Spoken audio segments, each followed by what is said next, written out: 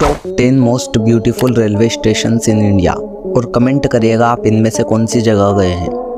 Number 1 Chhatrapati Shivaji Maharaj terminus CSMT Mumbai.